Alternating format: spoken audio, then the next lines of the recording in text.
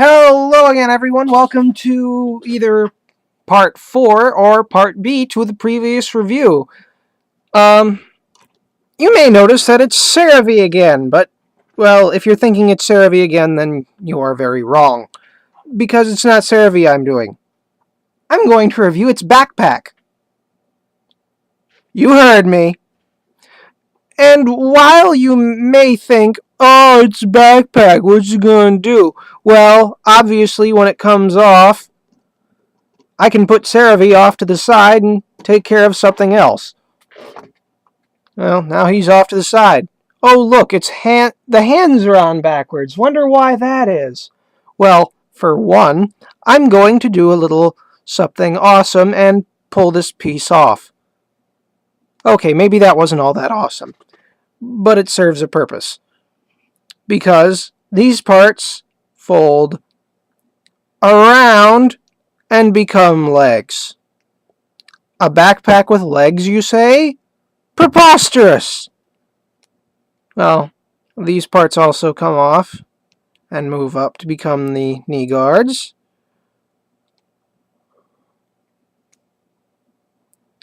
Do the same thing on the other side.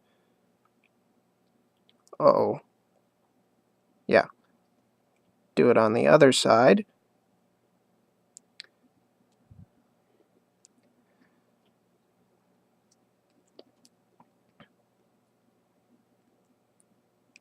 This is the part that gets in the way, but when it's all the way up, you have two sets of legs. And then, oh, look at that!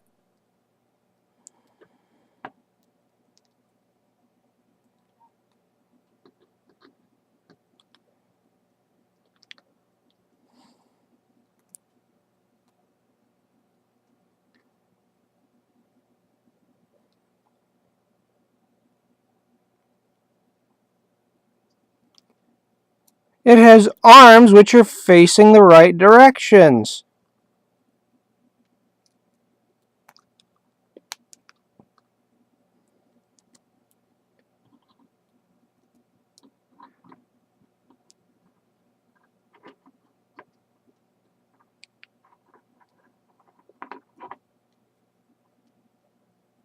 And a head! Yes, the backpack is the Seraphim Gundam. Though their balance aside, I will need to take the chest piece, and considering how much smaller this guy is compared to the Seraphim, I'm going to lower the camera. Not a lot, but maybe a little. Okay, yeah. I have kind of a jerry-rigged camera stand right now, so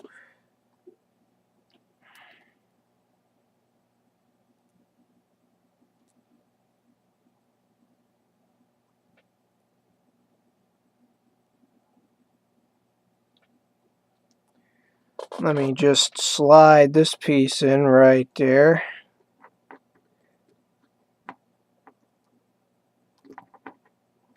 Okay, maybe it goes in a little lower. Yes, it does. And there, the Seraphim Gundam. In all of its tiny backpack unfolded glory with swords. Yes, it's still holding the extra beam sabers. I can pull those out because it did come with extra hand options.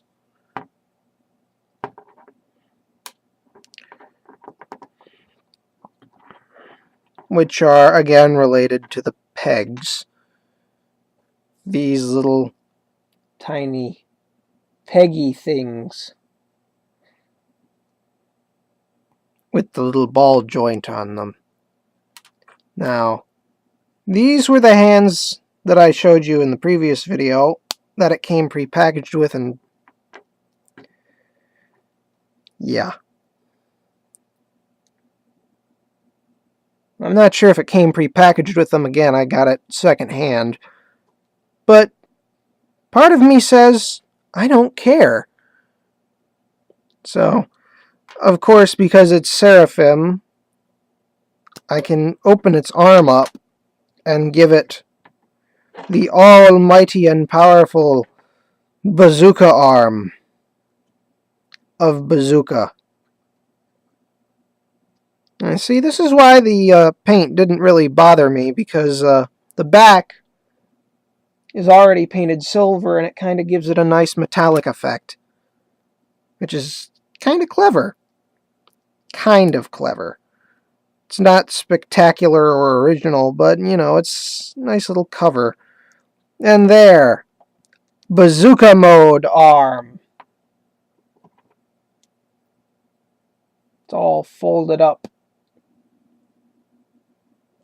And yeah, it can go double, because it's holding things. It does have holding things hands, but they're not spectacularly great for holding the bazookas.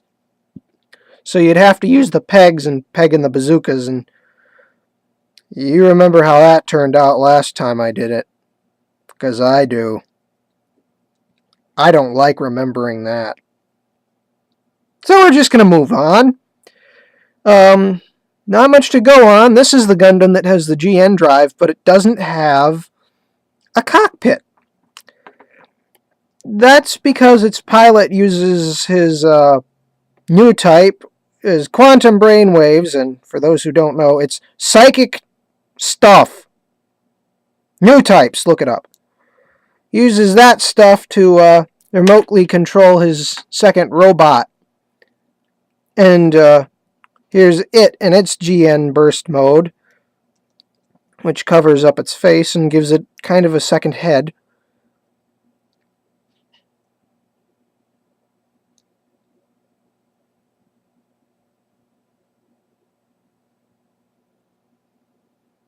This is also the trial system, and again, this one is full of a lot of unique little gadgets and stuff. Now, you see, if Seraphim is really screwed, it extends the little hands out of its knees and grabs its opponent with its normal arms and its kneecap arms, and then Seraphim pops out overhead and goes badoom from above. Death from above is what Seraphim is. See, they both start with Sarah, so I get the names mixed up rather easily. Now, because this one contains the GN drive and does all of the work, it kind of hangs out on Seraphim's back a lot. This one only really comes out in case of emergencies. And in the series, you only really see it get used twice. Once in the middle of the second season, and a second time at the end of the second season. Now, the second version of this figure and of this suit has these, instead of these black parts here, they're big red parts. So it has additional side thrusters attached to it for reasons that are explained as increased weight and mass. Because two other suits will hang out on the back of its shoulders while it's cruising around in space as a backpack with gun hands. So there's that. Now it has a hinge elbow. It's a ball joint the shoulder is on a ball joint, and then that ball joint is connected onto a hinge joint, which allows it to go up and down like this. And because of the ball joint, it can swivel around and do the whole backpack gun thing. It has a bicep swivel, meaning it can turn a little, but this rubbery bit right here kind of gets in the way, so there's that. Hand is, well, it's on a ball joint. We already went over that. The little hip skirts are on ball joints and can kind of move. Kind of. I'm not sure if this will be an appropriate Gundam review. Again, this will probably just be a part B then. The foot obviously has the ankle, or double ankle. And yes, you already know it has a double jointed knee, but that kind of takes a little rigging to work. Like so. And you already know its foot can bend all the way back. Again, like so.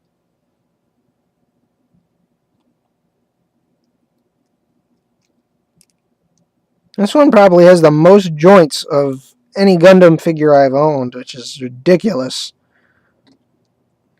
This thing probably rivals 00 in its flexibility. I may have to take pictures of that, or do a mini video about flexibility and posability with the 00 versus the Seraphim.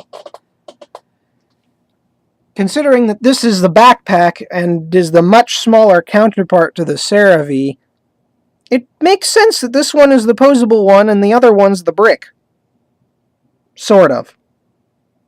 If you've seen the first season, you kind of already know what this thing is based off of, and that Seraphim is based off of Virtue. But they use two completely different combat systems to make up for it. So there's that.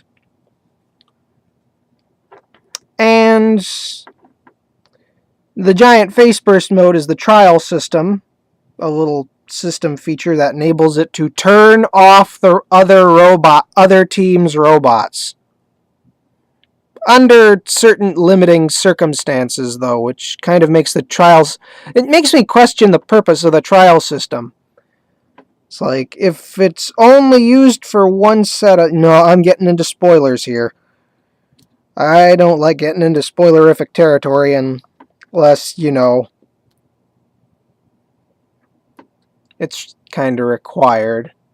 So, there's that. Why did I do that? Just to fill up time, I guess.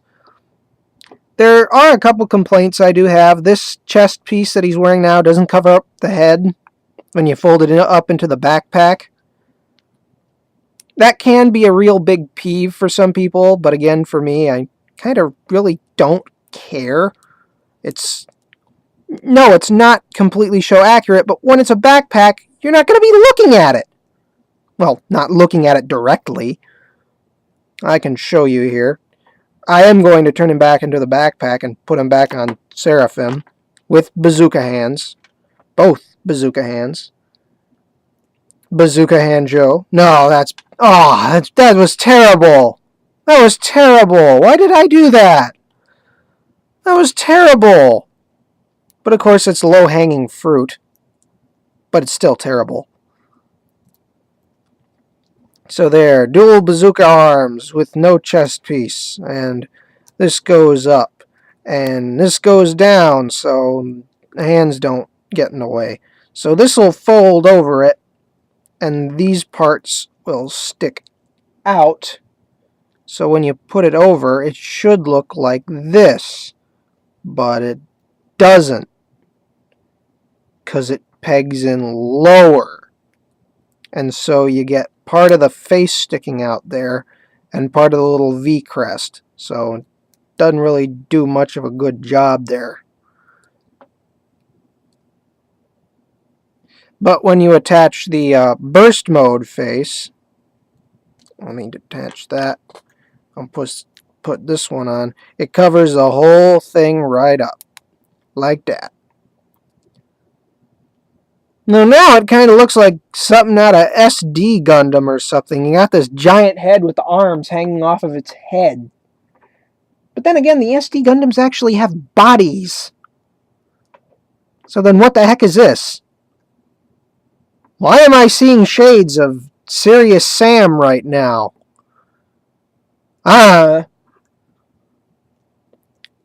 So, fold it back up into its backpack mode.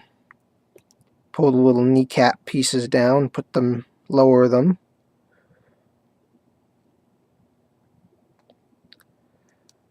Put the legs straight out. Fold the feet down, straight down. So it looks like a crab.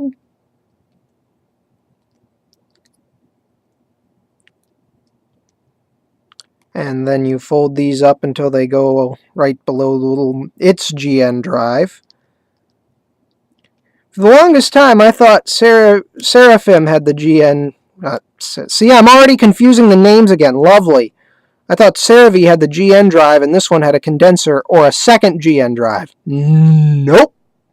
It's all one GN drive and one big unit. And then it pegs on here, and it's Seraphim in burst mode. Sorry I didn't show you the bazookas again, but I already told you why I wasn't going to do that. If you watch Seraphim's movie video first, name confusion, you would understand why. So, with that, I bid you adieu, and I'll either have a new Gundam or probably not. Later.